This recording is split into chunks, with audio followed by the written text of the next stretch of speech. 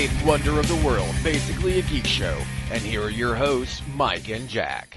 Ladies and gentlemen, welcome to the 50th episode of Basically a Geek Show. 50 episodes, really? Actually, it's more like 52, because we had 2 in the can that never got made because of computer bullshit. And then, we took a couple weeks off for the holidays, so we should be above 50. But here we are at 50 produced and released episodes of Basically a Geek Show. We can into relevance. Woo! Doing the things and the stuff. It's been a hell of a ride. That's what she said. Oh yeah, son. Bringing it. Can you feel? Sorry. Yeah, you're bringing the A-list material for the 50th, aren't you? I never have anything other than A-list material, sir. Well, my A-lust material.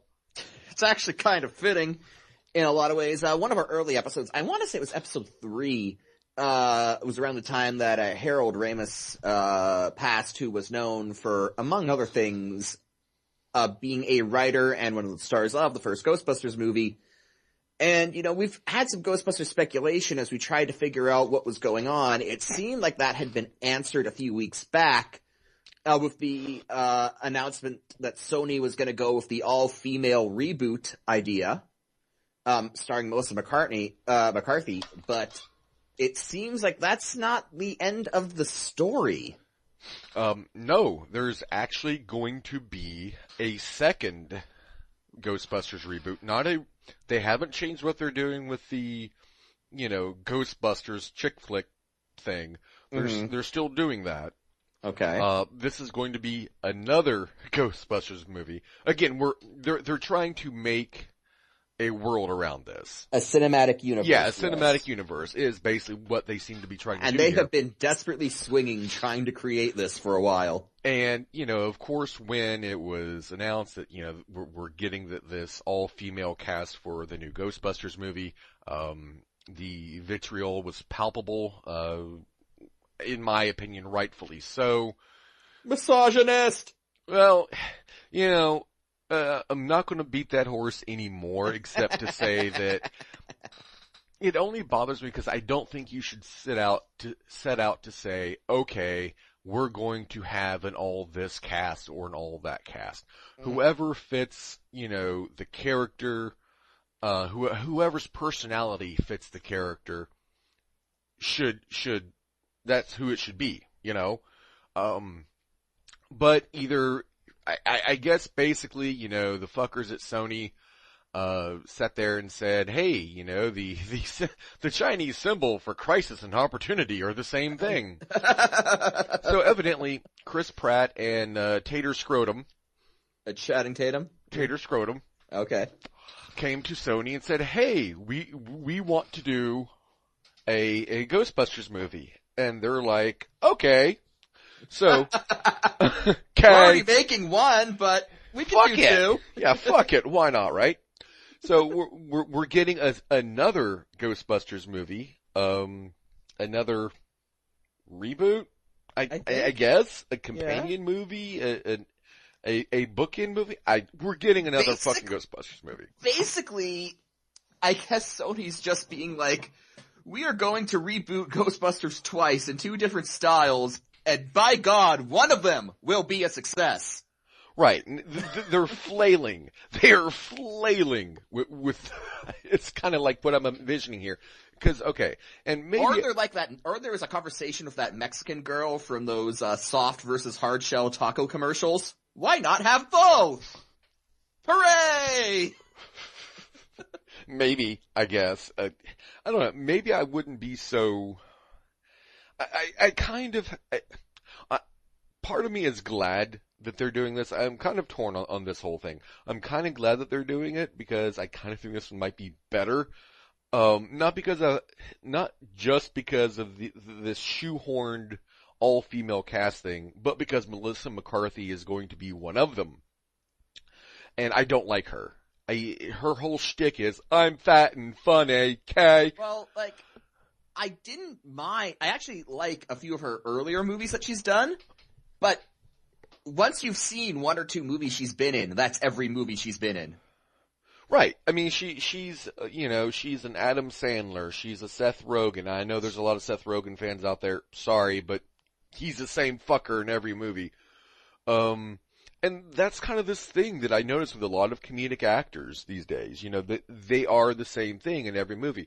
I think even Seth Rogen has accepted that, though. I think they even made a joke about that in, I forget the name of the movie, but it's when he played himself and all of the other actors played themselves, but they played themselves during the apocalypse. Oh, yeah, God, This Is the End, I think it was called. Yeah, something like that, yeah, but, Seth Rogen, they make a joke at Seth Rogen's expense, and since he was one of the writers of the movie, I think he's well aware that he is basically the same person in every movie. Yeah, and the thing is, okay, and I'm sure there are other examples, but this is the first one that springs to mind. Rob Schneider. Well, no, I was going to say an example of how it should be done. Oh, okay. And Rob Schneider is never mentioned in that context, ever. Rob Schneider is a symbol of excellence and quality. I, for one, look forward to the Deuce Bigelow Anniversary Edition on DVD with extra features. You're going to be the one guy at Walmart buying that, aren't you? It's got downloadable content. No, I was going to say, actually, the late Robin Williams. You know, most people thought of him as a comedic actor, and he by and large was, but he wasn't always the same guy in every movie. I mean, yeah, he would usually do like the wacky voices and shit like that, but there was depth, there was range, there was actual differences in how he portrayed these characters. If people ever say that Robin Williams only played one character his entire career, point them to the movies Insomnia and 1 Hour Photo. Right, exactly. Damn. And even Man of the Year, which was basically a comedic movie, but also a political satire. Is that the one where he played Jon Stewart? Basically, yeah. Where the premise is who what is if Jon also, Stewart were elected president? I heard, leaving The Daily Show. Yeah, Jon Stewart's retiring from The Daily Show, yep. I'm not sure whether I'm happy about that or what. It's weird. On basically a sports show, when we brought this up briefly, I'm going to repeat myself here. I feel that, okay, yes, The Daily Show started with Craig Kilborn, so it's not like Jon Stewart's been there since day one, but I'd argue that the show has become so, synonymous with Jon Stewart that it's probably best to just end it when he leaves instead of trying to find a replacement. Yeah, but they're not going to do that. I mean, okay, you could have used the same logic and rationale with the Tonight Show. And they probably should have. They probably should have, right? Yeah, you're like, yes, my point exactly, Jack. But I'm just saying, in spite of itself, the Tonight Show has continued to persist. Long since its relevance, in my opinion, is over. But it's still a thing. It's I hate to use your terminology. It's an institution, not one. What's my terminology? Not one that I particularly think should exist still, but it's there, and I guess people fucking watch it. So I mean, wait, The Tonight Show, is that David Letterman or is that the one with Jay Leno? No, it's The Tonight Show with Jay Leno. Okay, all right. Nope, it's The Late Show. Fuck. The Late Show. Okay, that's the thing about these shows. They're all the fucking same thing. It's just a different talking head. The only one I kind of like sometimes is Craig Ferguson, but anyways. So anyways, yeah. So we've got these actors who kind of are the same person in every movie, and that's my beef with a lot of this thing that we've Melissa McCarthy. Yeah. She's just one of those, and that's my beef with her basically. So we've got this new Ghostbusters reboot, the new reboot, which to me is just Sony, as I said, flailing. And I wouldn't be so hard on them as I was going into earlier if it weren't that this is just kind of their MO now. They take something, they don't seem to really know what they want to do with it except in the broadest sense. And that broadest sense seems to be the same objective that they're trying to apply to as many things as possible. Again, their macro strategy is also their micro strategy. Try to make a cinematic universe with as many things as they can possibly think of to get away with it. And one of them will achieve some form of relevance. Please, why won't you like us? Mm-hmm.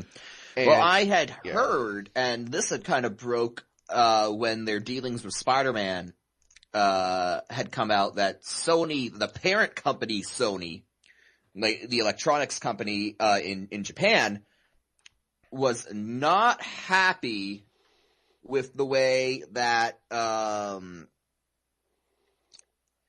Sony movie studio in America were handling their intellectual properties. I can't imagine why. I mean, don't they like Spider-Man rebooting mid-film? All of a sudden, in the middle of the movie, Uncle Ben gets shot in a different way again, and it's just... he just fucking materializes. Fucking Doctor Who pops up, spouts some gobbledygook, and gets off the screen, and then we're back at the start. Yeah. And that's almost the sense that I'm getting with the directions they're taking these Ghostbusters movies. Mm-hmm. That they just want to be loved. My God, please think of us as Marvel Pictures with these, pop culture franchises that they're trying to exploit, basically. Mm-hmm. And, I would have loved for there to be an actual Ghostbusters 3. That's not going to happen now. Harold Ramos is dead, and he's probably wherever he's at fucking glad at this point, seeing this shit. And, it was said that, the recent Ghostbusters game, it came out as like a downloadable title on PS3 and Xbox 360. It was said that script for that game was Ghostbusters 3.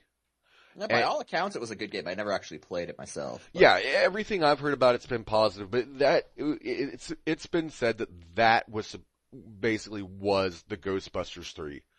And for that, I'm actually probably now going to have to play it. But, I would like to have seen a cinematic Ghostbusters 3 as much as anyone. That's not going to happen now. Mm-hmm. And I think at that point, and I know this is just absurd by Hollywood standards, we just need to let it go, Indiana. Just let it be. Let it be. Granted, I mean, these movies, both of them will probably, at best, be mediocre. And that doesn't take away from anything that we've enjoyed in the past. It doesn't. Well, Ghostbusters 1 still exists. Mm-hmm. 2, it exists. It's there. It's a thing. Mm-hmm. I don't know. I have very mixed feelings on this. I just don't know how this is gonna, two ghosts, it's just so weird. I guess it is to an extent. I mean, it's not. I don't think this might be setting a precedent. Two movies in the same universe being made at the same time. I don't think so. I'm pretty sure Marvel's already shattered that barrier for better or for worse. I don't think they will time these to be in the theaters at the same time, though that would be very interesting. See which one people actually want to see first. And let's push the envelope here. Let's just go crazy. Let's okay, we've got an all-female cast Ghostbusters. Let's have an all-male cast Ghostbusters. Well, the original cast was all-male. Well, yeah, but I mean, of the reboots. Yeah. And let's show them in the fucking bathrooms.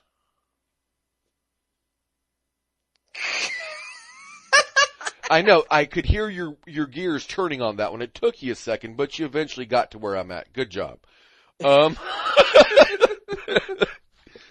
Show them in the fucking bathrooms, okay? You can have a men's room Ghostbusters and a woman's room Ghostbusters, and the shits that are being taken by the customers probably won't be the only thing stinking in either of them. Huh. I got witty there. Indeed you did, sir. But that's my thought on it. Though I joke about it, that would be kind of an interesting marketing ploy if they actually wanted to do something kind of unique with this. Release them both at the same time. Fuck it. Why not? I mean, they're flailing in every other way.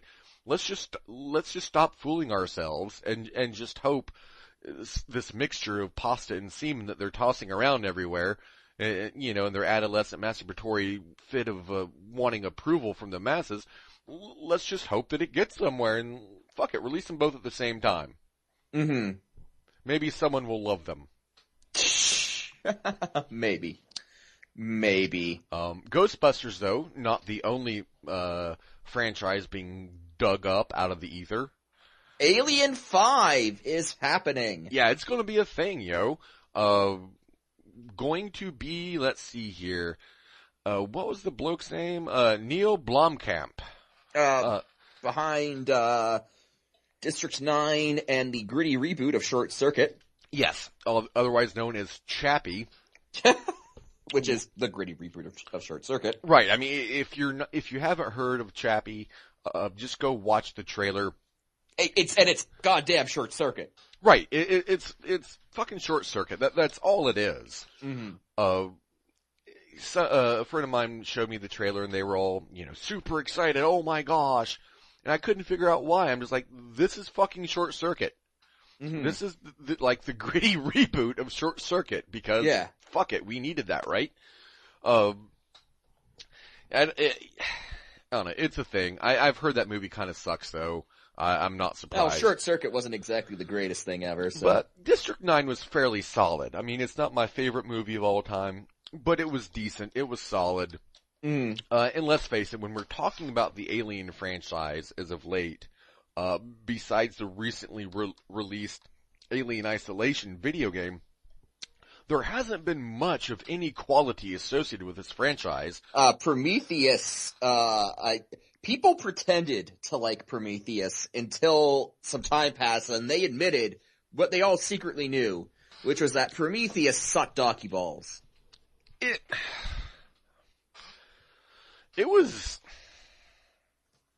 Prometheus wasn't bad.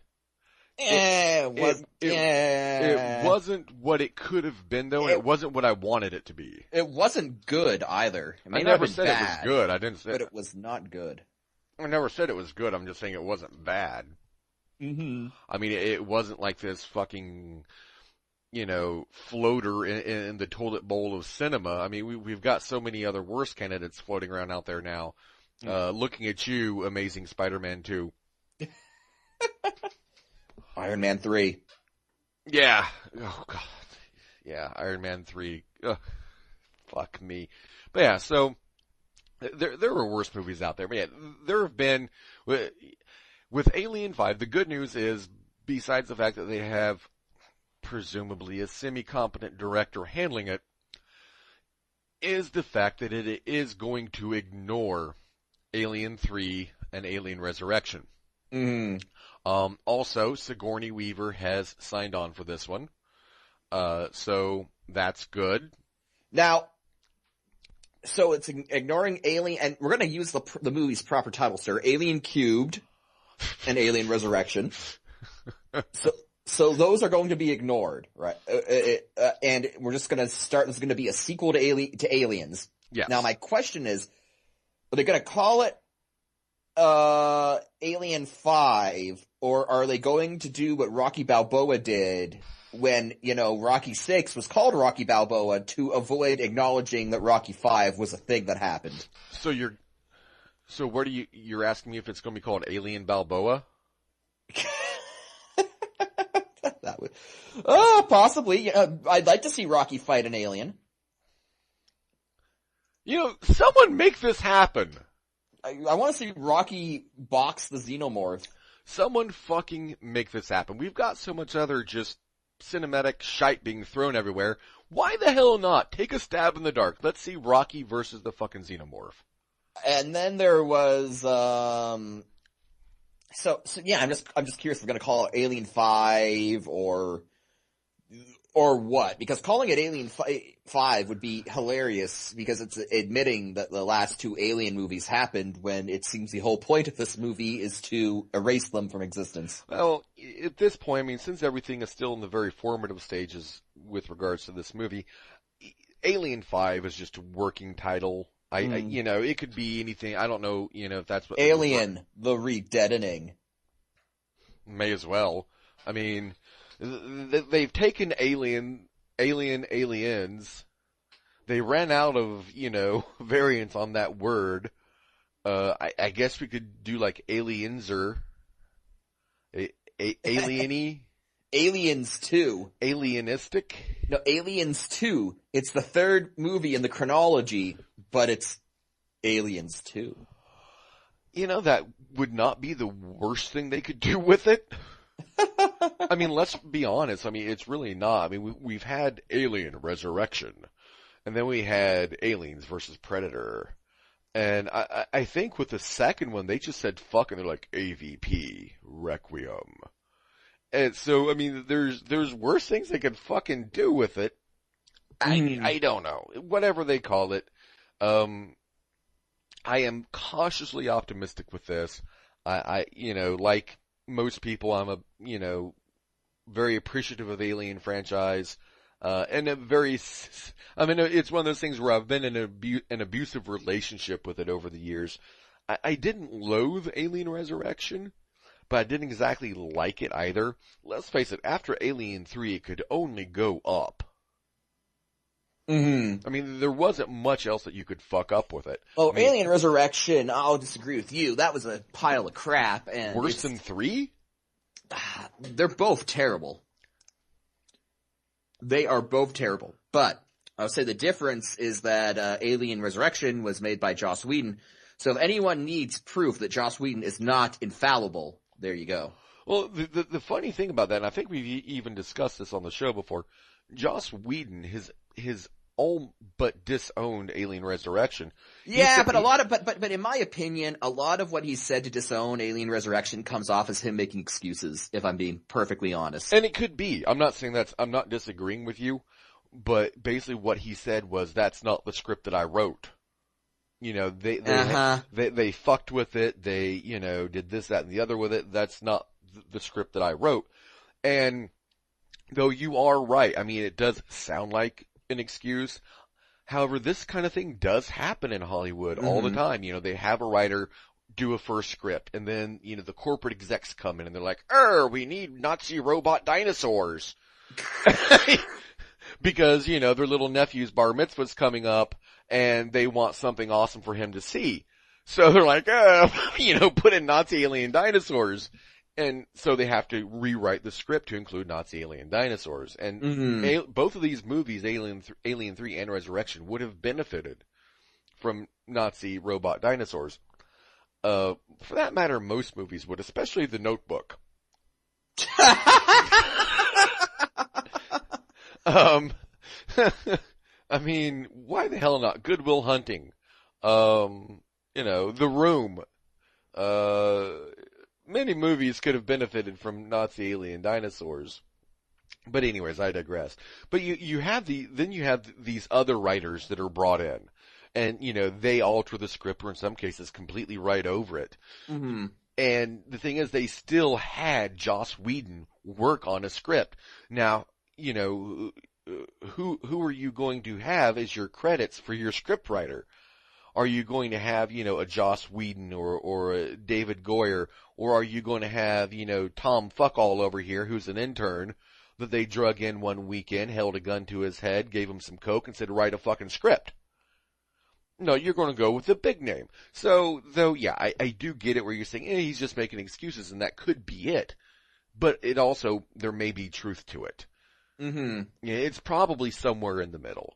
It's probably, they most likely did take a few key scenes. They probably did alter a few key aspects of the script. And he's also making excuses for the parts of it that were his. Mm-hmm. Probably somewhere in the middle, as truth tends to be with things. That's my take on it. But we're getting an Alien 5. It's taking the first step in the right direction, by admitting that the last two cinematic installments in the strictly xenomorphic aspect of the franchise were just garbage. Though I personally think Resurrection wasn't as bad as Alien 3. That's just me, though. No, the thing that makes me think that Alien Resurrection was closer to Wheaton's vision that he perhaps admits is the fact that, if you look at the main characters from that movie, they actually bear a striking resemblance to the leads in Firefly, the lead characters in Firefly. And so I can see where maybe the ideas that he was working out for Firefly kind of had their genesis with this movie, and, you know, they're still prominent in it, which leads me to believe that at least a good portion of the script is his vision. Well, my problem with Alien Resurrection was never the characters that were in it. It was what was happening around them. Mm-hmm. You know, the plot that they were put into. You know, if they had found some other mechanism by which to write Ripley back in, though I guess the whole clone thing is as good as anything, I suppose, if you got to bring someone back from the dead. I mean, it would have been nicer had they just not fucking killed her to begin with, but maybe they just felt that was the death of the franchise. maybe they felt the deuce they were dropping with that movie. And it's, again, I iterate, I can't stress this enough. You know it's bad if I hate it. Mm-hmm. I like some pretty bad stuff. I can find the diamond in almost any pile of shit that's cranked out. And even me with in spite of all my grouchiness on the topic, I tend to be an optimist when it comes to movies. If I'm going to invest 2 hours of my life sitting there staring at something, I may as well try to enjoy it. If I say that a movie has failed, it means that I found nothing redeemable in that movie at all. Mm-hmm. And Alien 3 was just... Alien Cubed. You're not going to let that go, are you? Yeah, that was the title of the movie. It was the font of the... Fine, it was Alien Cubed.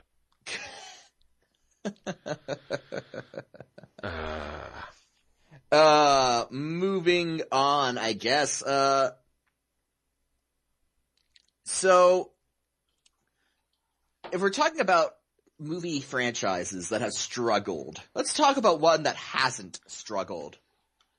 Yet. Michael Bay continues to make everyone some motherfucking money. Yeah. The haters continue hating, and Michael Bay continues swimming in his Scrooge McDuck vault. It was announced that the most valuable and profitable film of 2014 was Transformers 4, Age of Extinction. This was a movie that when it came out, I went to bat for it. I thought, in an objective analysis, it was much better than, certainly much better than Dark of the Moon, and I said it was even better than, certainly much better than Revenge of the Fallen, and I thought it was better than Dark of the Moon. But a lot of people jumped on, Michael Bay, it's terrible. And again, money isn't the benchmark of quality, but it's hard to say that a movie is doing something wrong when it makes over $1.09 billion in profit and an additional $250 million off of DVD sales and Blu-ray sales.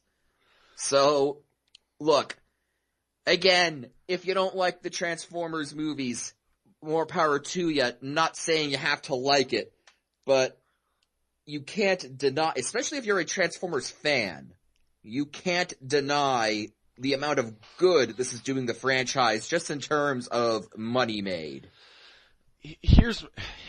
Okay, and, you know, I kind of mentioned this when I gave my take on the movie, you know, last year, but my thing with Transformers 4, I didn't dislike it. I thought it was good. I didn't like it as much as you did. It's definitely better than Revenge of the Fallen. Though, you know, everyone pretty much agrees that was the bastard entry in the series. I don't think it was better than Dark of the Moon, not by a long shot. Mm-hmm. I know everyone hates Shia LaBeouf, and I'm not saying that in real life he's not just an utterly annoying, vapid little cunt. I'm not saying any of that.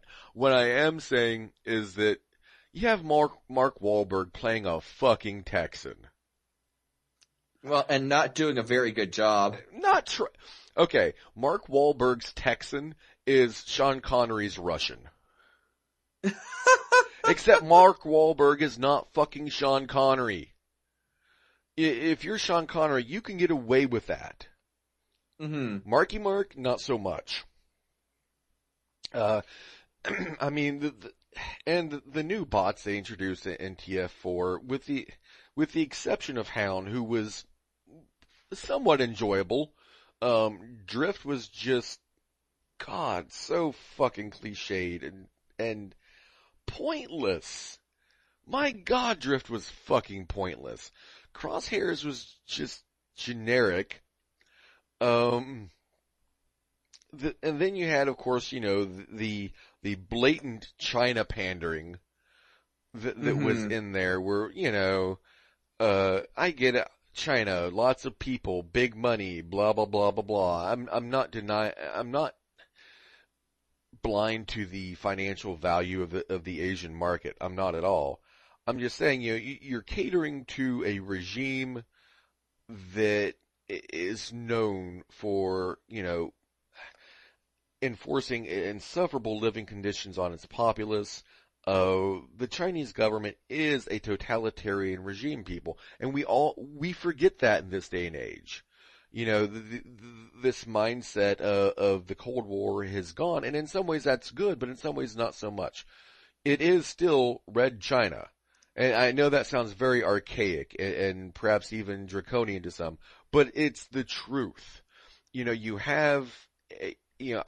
I'm coming from a generation that grew up, seeing the wall come down, and you've seen that one sorry bloke sitting there in Tiananmen Square holding his shopping bags presumably full of Twinkies, Ho-Hos, and Pabst Blue Ribbon that he spent his entire paycheck on. And, he's staring down a tank, and you don't see the brown stain in his pants, but you think that it's there. Mm-hmm. And you grow up and you see that, and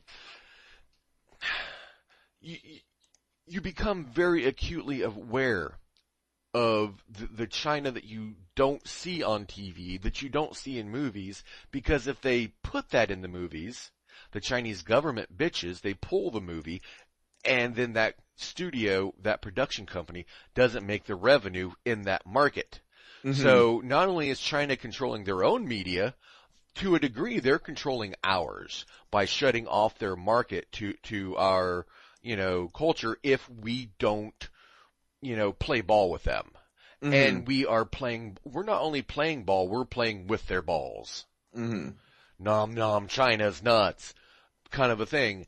And I know I'm going off on a bit of a tangent here, but it pisses me the fuck off, because we used to care about this kind of fucking shit. We do care if it's a country we can blow up in a weekend. Mm-hmm. If we can make the whole goddamn country look like a Michael Bay movie, if we can shock and awe their ass, we care plenty. But if it's a country we can't take in a weekend, that we don't have very much, leverage or recourse against in some cases, suddenly we stop caring. Mm-hmm. And that's the case with China, and it pisses me the fuck off.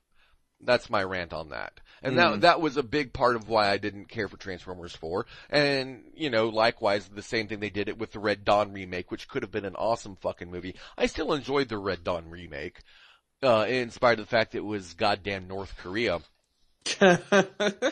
I just, in my mind, pretended it was China. Honestly. But it was North Korea. Right, but I was drunk enough to make myself think it was China. And god damn you do not take that away from me. Fuck you. Sandwich artist. Fill this bag with bread. But again, Transformers 4, made a crap ton of money, more than any other movie in 2014. It'd be interesting to see where things go, with Transformers 5, now that we know that Michael Bay is most definitely not going to be making it. It'd be hilarious if they get a new director for Transformers 5 and it absolutely bombs. It's like, well, I guess Michael Bay knew what he was doing after all. Well, that's just it. Okay, whoever they get to direct Transformers 5, they're not going to depart from the formula. They're going to be directing it, asking themselves, well, what would Michael Bay do, most likely? If for no other reason, regardless of what they think of Michael Bay's style, his technique, his work, whatever they fucking think of that, they're still, if for no other reason, the fact that they're going to have Paramount breathing down their throat if this movie does not bring in revenue in the billions. Mm-hmm. Because that's the bar that's been set. That was set with Dark of the Moon. It's been, reinforced and expanded upon with Age of Extinction. Transformers 5, whatever doofy little subtitle they choose to give it, it had better, hit the billion mark or come damn close to it. Well, I mean...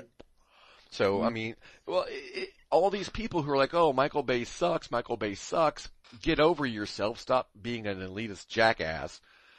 But more to the point, Michael Bay sucks, but he is making them money. And I'll get on what I think about that here in a second. But because of that, whoever they bring in, they are going to try to at least to a degree, direct that in the style of Michael Bay. Because unless the studio says Michael Bay not doing it opens up the opportunities for a new director, for a new style. They'll say that, yeah. Sure, they'll say that because they don't tell me they didn't want Michael Bay to direct that fucking movie. I'm sure they did. No. I'm saying they did, but I'm just saying that someone might decide that the opportunity is there and purposely seek out someone who will make a different kind of Transformers movie. No, I don't see that happening. Now, would that be a good thing? Maybe. I mean, the people who are clamoring, wanting Michael Bay to be gone and who think he's a shite director and all this other stuff. Okay, fine. In spite of what I said earlier, fine. That's your opinion. You're entitled to it. But think of how much worse it could be, just wanting change for its sake. And if you're saying to yourself, anyone could be better than Michael Bay, have you ever heard of M. Night Shyamalan? Or, Uwe Boll. Who the fuck is that again? Exactly. He's just the absolute worst. Bunch of failed video game adaptations. He has made a shit ton of B movies that are just the worst. Right. So, and Paramount is not going to trust its billion-dollar baby to radical experimentation. They're just not. It is worth noting that, Transformers 3, Dark of the Moon was the first movie in Paramount's history to break the $1 billion mark. Wasn't that the first movie, period, to break that? No, there have been billion-dollar movies before Dark of the Moon. Okay. Titanic, for one. See, and that's what I'm talking about. That, the whole thing of, well, you can't deny it's making money. No, you can't. And I am going to, for a moment, switch hats here, and I will lend some verbal aid to the people who have been criticizing what Michael Bay has been doing with this franchise. The Tommy Lee Jones said it best. A person is intelligent. People are dumb and dangerous. Mm-hmm. And just because something enjoys popular approval does not make it a good thing. What you eventually end up with is the cinematic democracy. It's the capitalist system, and it is, hey, capitalism, all for it. But what you end up with is everything ends up getting boiled down to the lowest common denominator, just like it does in democracy.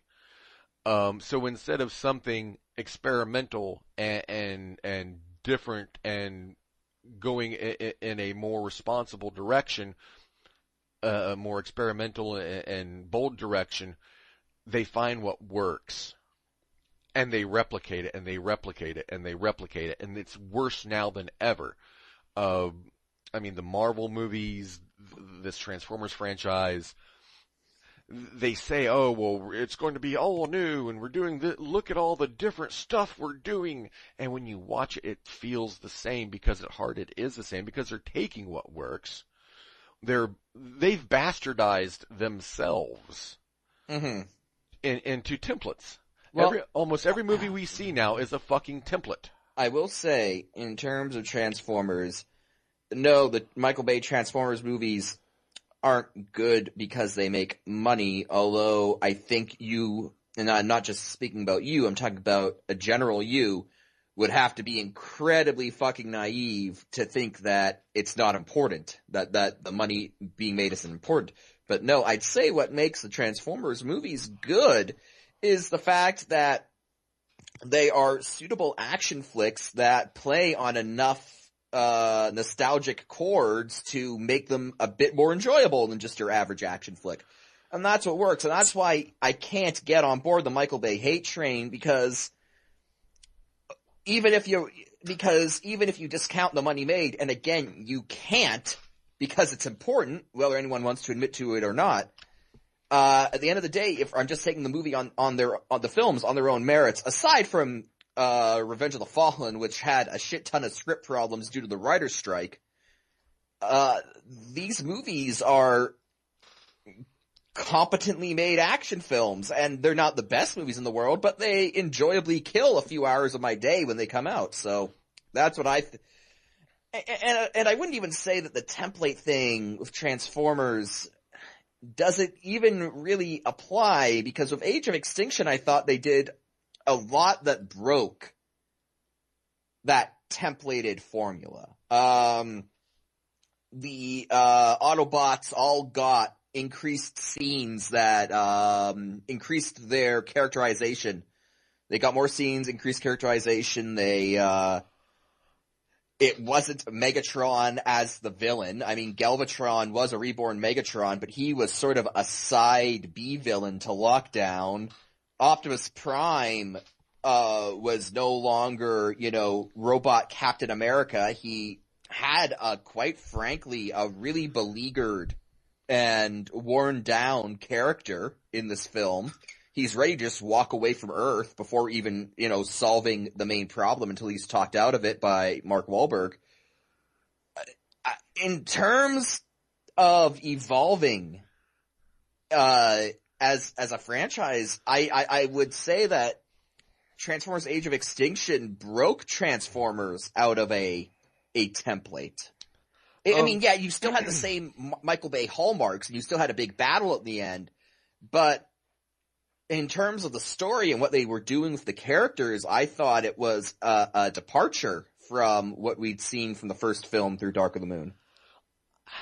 I won't entirely disagree with you. I don't know. It still had.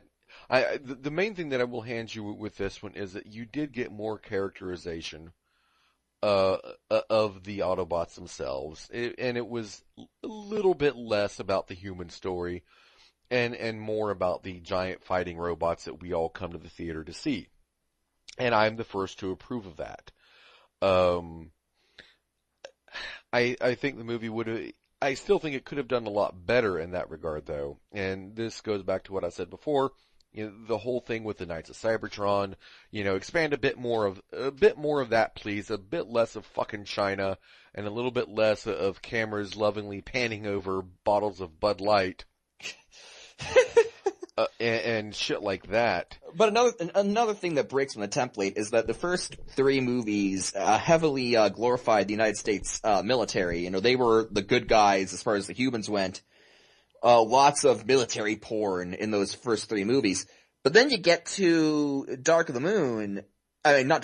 Extinction. And in Age of Extinction, the military side of the story, they're actually the villains. They're on evil Fraser Crane's side.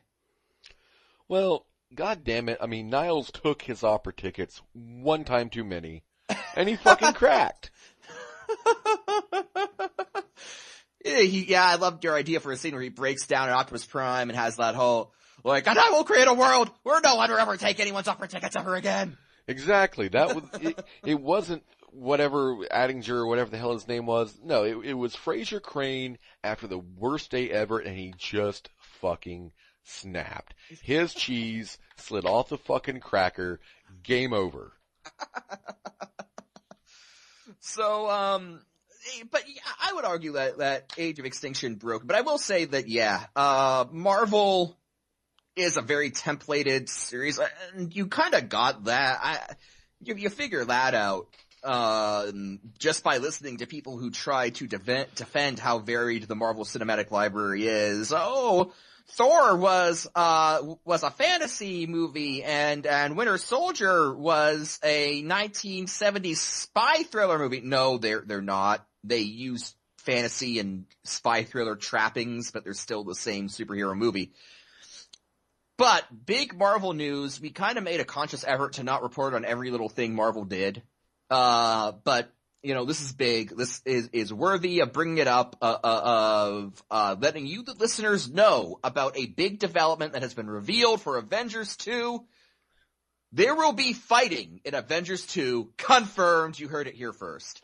Yeah. Mike and I were just utterly stunned a few moments ago before we started recording the show when we watched an extended television trailer for Avengers 2, and it just blew our fucking minds. What you get are scene after scene of fighting. Mm-hmm. I was expecting for a movie where Ultron and the Avengers sat down and had a really harshly worded debate. I was hoping for something a bit more esoteric, with a little bit more of an artistic bent to it.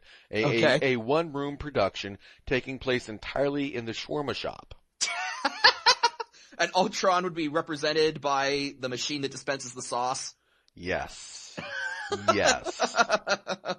I don't know that they have those in shawarma shops, but we'll say that they do. Probably. If nothing else, then at least the Dr. Pepper machine, which would, the camera would be focused on that Dr. Pepper machine for probably about 30 minutes of the movie. And then while the Chinese national anthem played in the background. Then the last half of the movie is just a black and white thing of Robert Downey Jr. sitting alone in his kitchen eating a bowl of pudding. Yes. Yes. Wearing clown makeup and crying. But yes, fighting in Avengers 2, confirmed. Yes. We're gonna wrap things up on an interesting topic because there's a new video game movie coming out, and it's not Zelda. It's not gonna be another Mario Brothers movie or anything like that. It's called Pixels, and the premise seems to be that way back in the 80s, NASA sent a rocket into space that contained a bunch of crap from Earth as a message for peace. Message of peace to whatever intelligent life might stumble across it. And a bunch of video games were included. And now somehow the actual video game characters are returning to Earth in an alien invasion. So you got Pac-Man terrorizing cities and Donkey Kong's on construction sites throwing barrels at people. So, what's going on here?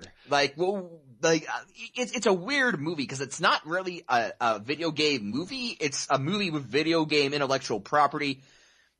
I know in terms of retro gaming, sir, you are the expert among the two of us. So, what say you? Well, here's the thing. I mean, this idea, it's not anything new. I mean, we had Wreck-It Ralph, which in turn was just homage after homage to retro gaming in general. Mm-hmm. And it was a good movie. Now, when you initially said, hey, you've got to see this, you're either going to love it or you're going to hate it. I was wondering, what you exactly meant by that, and as I watched it, I began to get enthusiastic. Like the first 10, 20 seconds of the trailer, you're like, oh, hey, this looks really cool. And then you see Adam Sandler. That's what I meant when I said you're either gonna love it or hate it. And then I'm like, okay, well, it won't be that. And then you see Kevin James. And then you're just like, oh, fuck me. God damn it.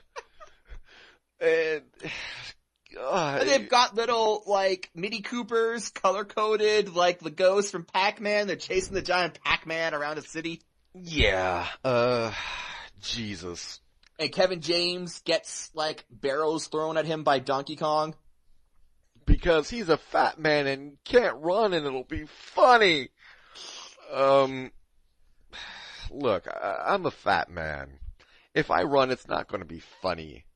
It's going to be sad. It's going to be very sad. Very sad indeed. And, okay, here's my thinking on this. And this actually kind of tied in with something I heard about earlier this week as well, which I'll go into here in a moment.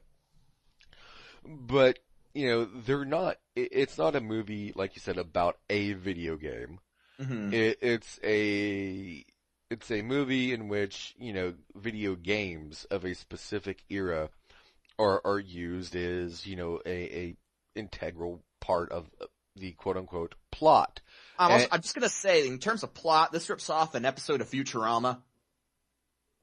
Well, you know, anytime that you have the word plot applied to anything containing Adam Sandler, I mean, you're already kind of gripping onto things with a very tenuous thread. I'm convinced that Adam Sandler movies at this point exist solely for him to have a vacation and make some money while doing it. Probably. Adam Sandler, he should have stopped after Waterboy and the world would have been a better place. Well, 50 First Dates was pretty good too. I disagree. That movie's creepy as fuck if you think about it. You're creepy as fuck. Shut your whore mouth! Anyways. But it kind of got me thinking, and there's another movie that's being talked about right now. I don't think it's actually been committed to, but it is in the formative stages, and it's simply entitled Console Wars. Okay. It would presumably star Seth Rogen. Really? Yes.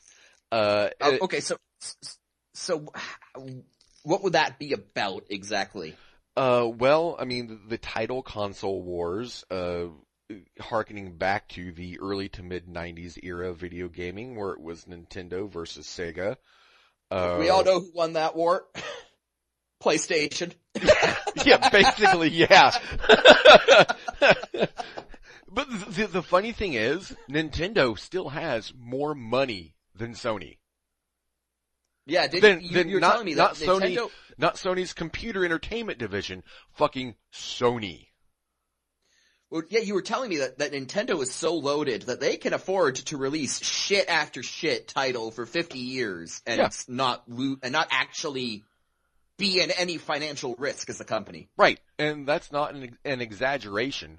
Which explains why they've shunned third-party developers. It's like, we don't need you.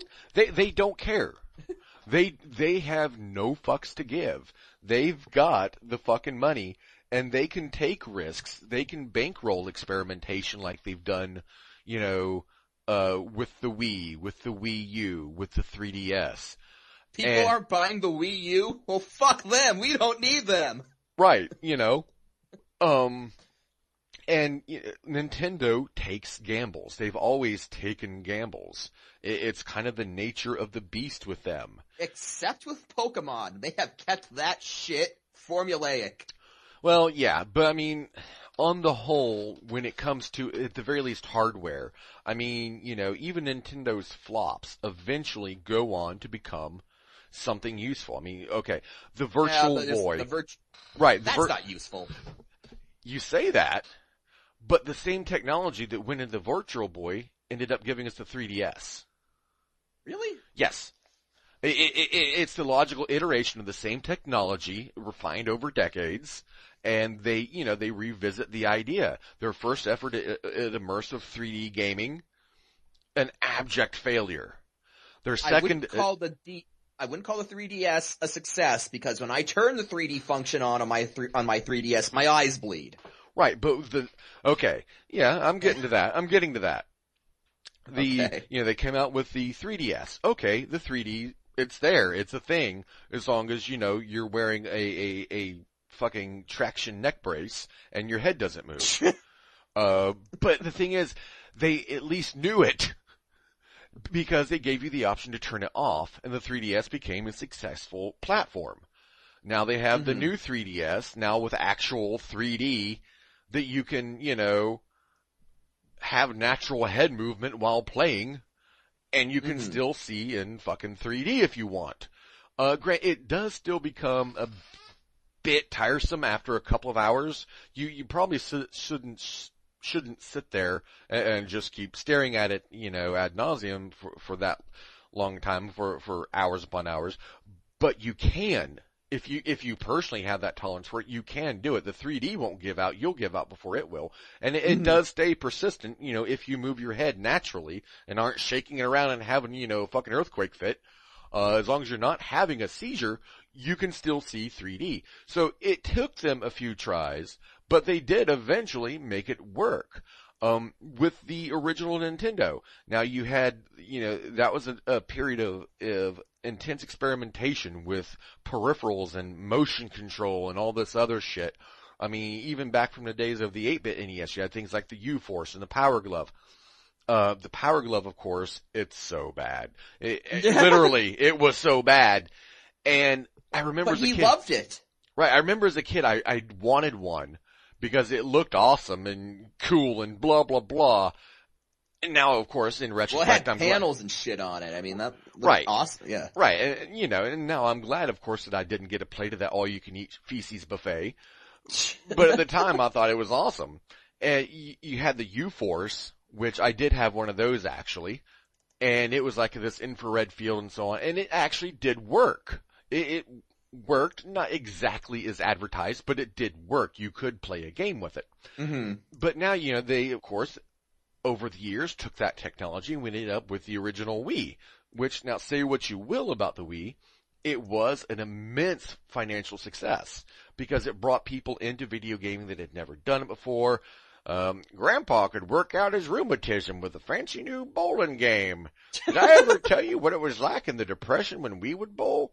We took Nazis' heads and bowled with them. We made do with what we had. They were good times.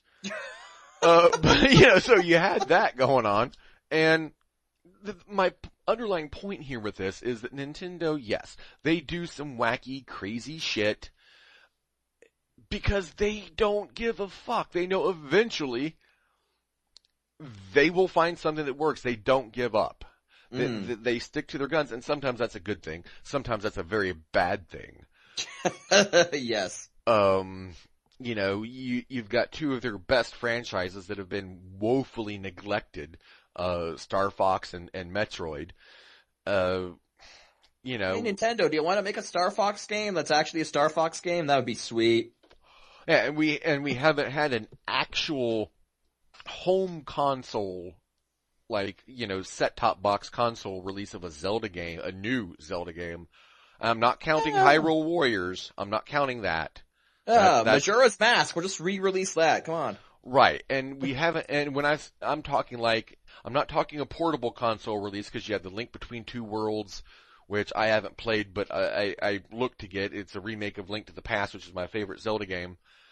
So I'm not counting portable console releases. I'm kind of an actual, I guess you could say, quote unquote, AAA production. We haven't had one of those in years. You had the Wind Waker HD remix, and now, of course, you have the Majora's Mask. Bleh, fuck Majora's Mask.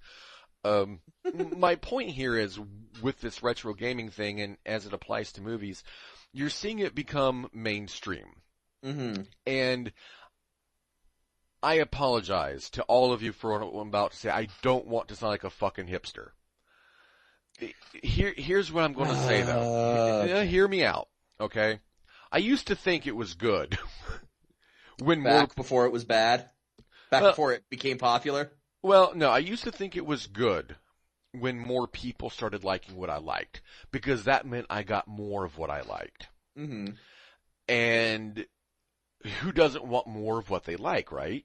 And then, now as I'm getting older, I find myself kind of realizing that's not necessarily a good thing, because the more people that like what you like, the more it tries to appeal to more people. Mm-hmm. And then it loses what you initially liked about it. Mm-hmm. It's not that, it's not about being cool or being hip or trendy or any of that shit or ironically liking anything. That's a fool's errand. That's for douchebags. It's from the same standpoint. I just feel that I've gotten old enough and quote unquote wise enough Mm-hmm. to realize the difference between enjoying a good thing in a limited quantity and the risk that comes with everyone else liking it and then losing what I love to the masses. Mm-hmm. Because as something becomes more popularized, as it has been the case with, the Marvel movies and some of this, and arguably some would say Transformers, the more something becomes mainstream, the more watered down it gets to appeal to yet more people. Mm-hmm. And we're not at that point with retro gaming yet. We may not get to that point, but the prices of the original hardware, the original cartridges and everything, it is going up. They're getting harder to come by. Unless you want 50 sealed copies of Vegas Steaks on eBay for like $20. Ooh, exciting. You can get like a sealed copy of Shaq Fu.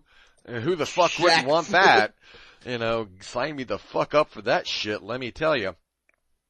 And that's what I'm concerned about. I'm not running around saying the sky's falling. I'm not saying any of that. I'm saying that I'm concerned that if this becomes too big of a thing, if this does go fully mainstream, that you will see, prices of this old hardware go up, Mm-hmm. which will then bring on the other thing of, you'll see a lot of these get digital releases, which is good, because it already is impractical to, create a full NES collection, for example, without having tens of thousands of dollars because of how expensive some of these games have gotten. And a lot of times it's not because they're good games that everyone wants. It's because, this game was rare. And in one case, a title called Little Samson on the NES, it was a good game that is rare. And so now people aren't getting to play that game and experience that game in its original format because the collectors have gone out and paid $800 per cartridge, Mm-hmm. Something like that. And so there's always this good and the bad that comes with these kinds of things. And I would like to see these games get a virtual release. But at the same time, I don't want to see it get so out of hand that it ends up, even with those becoming higher priced because you can get them now, Mm-hmm. and things like that. I'm going to come right out here and say this, and check the laws in your local jurisdiction before doing this. Get a fucking emulator. Play the fucking games in most cases. It's a practical way to see if you like any of these these old titles before going out and spending, $40 on a Contra cartridge or something. Mm-hmm. Which is what I had to do. Couldn't it be argued, though, that mainstream success brings with it the opportunity to bring a lot of these games back into the mainstream via mass re-releases? And that's basically what I just said. No, I know, but you're kind of coming down on basically you're coming down on the collectors for basically driving up aftermarket prices. I wouldn't say I'm coming down on them. I mean, it's not like they're intentionally doing it. They're not sitting there like some kind of comic book villain saying, "Ha ha!" Well, some of them are. But on the whole, I mean, your average retro game collector, they're a person about my age, early to mid 30s, who just want to play, these older games that they grew up with. Mm-hmm. And in some cases, they want to collect them. They want their children to experience them too. Because a lot of these games are great for the younger set, whereas, what would you rather your kid playing? GTA 5 or, Life Force or Contra or Castlevania or something? Well, I guess what I'm saying is I kind of see a parallel to what happened with Transformers toy collecting, in that when the generation that grew up with G1 Transformers reached their 30s, you saw this massive increase in price for used G1 toys on the aftermarket, jump up because everyone wanted to collect them. Eventually it got to the point where Hasbro was like, shit, we can make some money off of this, and they re-released a lot of the G1 toys, sold them at Toys R Us, and, they fed that demand until that market kind of, ebbed away. So, I guess what I'm saying is, you're still kind of in that beginning stages as far as retro games go. The success of a lot of these third-party consoles that can play all of these old games across multiple systems, the success, like the extremely high rates that a lot of these retro games are going for on the aftermarket, eventually what's going to happen is Sony, not Sony, but Nintendo, might say, hey, we can make some money off of this. We'll re-release the original NES and SNES. And hell, they'd probably sell better than the Wii U. Well, that's not saying much at this point, sadly. Which I've defended the Wii U countless times, and I would continue to do so. It's an excellent system. And 500 other people agree, sir. Right, I know, right? Me and the other guy who's got one like it, what the fuck? I don't know what y'all's problem is. No, I mean, and it's not an all bad situation. I'm not saying, oh my god, it's the end of the world, blah, blah, blah. I'm not saying that at all. All I'm saying is that, there is good that can come from this, and there's a lot of good that can come from this. One, I mean, these a lot of these old games already have been re-released in digital form. Not even just on the Wii U Virtual Console and on the 3DS Virtual Consoles. Not even just on those. Even on like PlayStation 3, you can get like a Sega Genesis compilation. And things like that. I mean, these old arcade compilations like from Midway and Namco, things like that, those have been around for years. I mean, you used to get those on the fucking PS1, for Christ's sakes. That's nothing new. What? I was just gonna say, to relate a story of mine, this past Monday, so about a week ago, when I went on a citywide hunt for Monster Hunter 4. If anyone in the Kitchener-Waterloo region is listening to this and is looking for Monster Hunter 4, save yourself a lot of aggravation and just buy it online, because guess what? The entire city is sold out. But over the course of that adventure, which saw me in a Target that had descended into a state of anarchy, there was a jar of pickles on the DVD rack in the DVD section. Boxes everywhere, crap just piled up on the floor by the shelves. It was anarchy. But my point is, I saw throughout the search, I continually saw this game where Nintendo was releasing, I think it's called the NES Value Pack or something.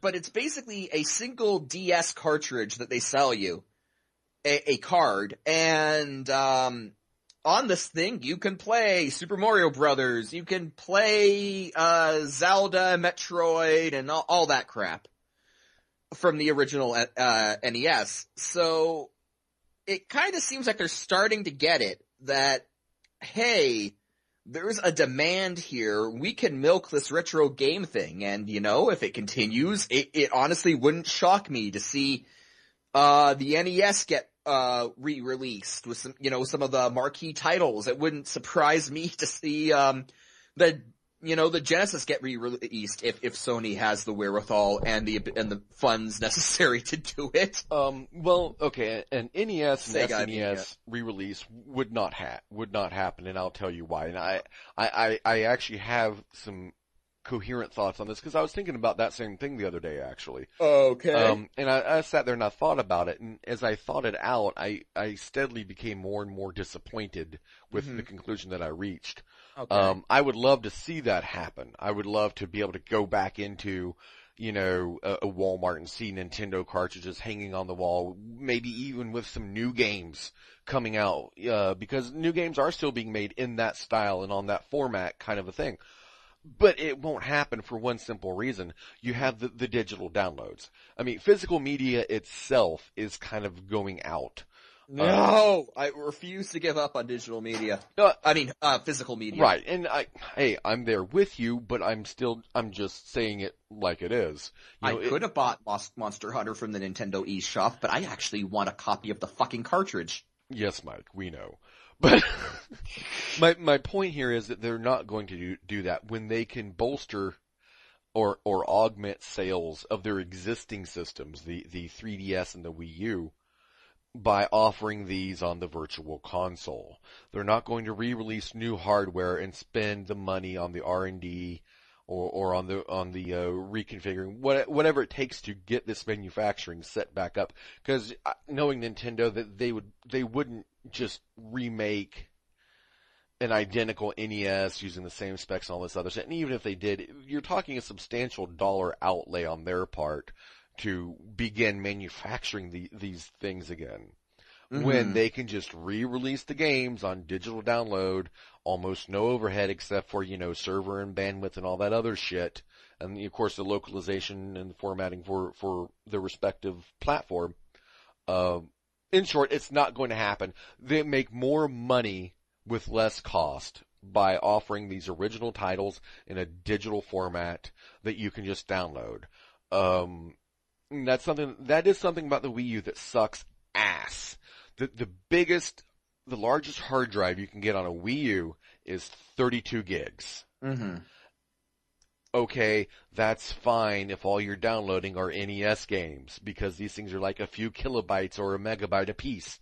That's chump change.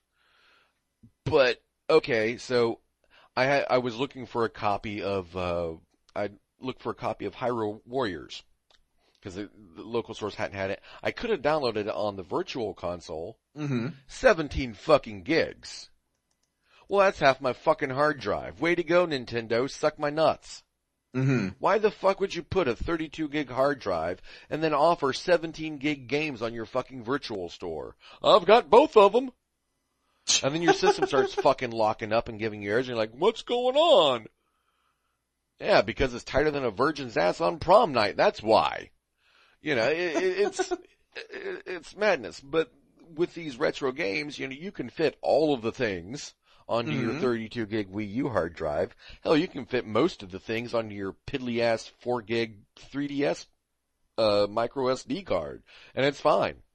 Mm-hmm. So yeah, they're not going to re-release these games because of, in a physical format because of that.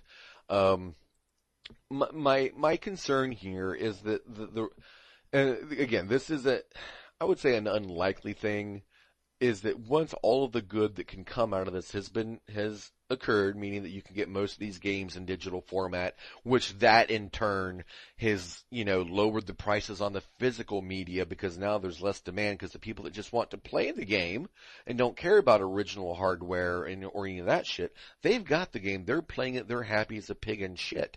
And so then therefore that's one less segment of the demographic that's out looking for the original hardware. So then that makes the prices go down because there's slightly less demand and everyone ends up happier. Once we reach that plateau of bliss, then it starts to go downhill, where you see, original games once again made in this format, and they're not like the good games like the Shovel Knights and things like that, like the indie releases that have been pretty good over the last few years.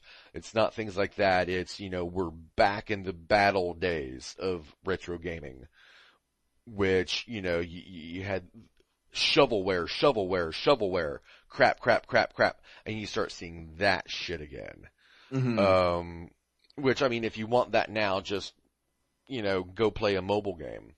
Mm-hmm. But, yeah, and that's kind of what I'm saying, and just kind of this permeation of the culture that could occur. And I'm personally, I have a mixed feeling about that. Yeah, there's good that can come from it, but there's also, I don't know, it concerns me slightly as well, is all I'll say. I gotcha. And with that, I think we're gonna wrap up episode 50 of Basically a Geek Show. You can catch us on all of our platforms, on Twitter at A Geek Show, email us basicallyageekshow@gmail.com, on Stitcher, Spreaker, YouTube, iTunes, all that good stuff. Jack, I sincerely hope that retro gaming doesn't go that way, but I will say one thing. We need more Donkey Kong. I'll agree with you on that. And Centipede. Definitely agreed on that. And so with that, for Jack, this is Mike, signing off. Good night, ladies and gentlemen.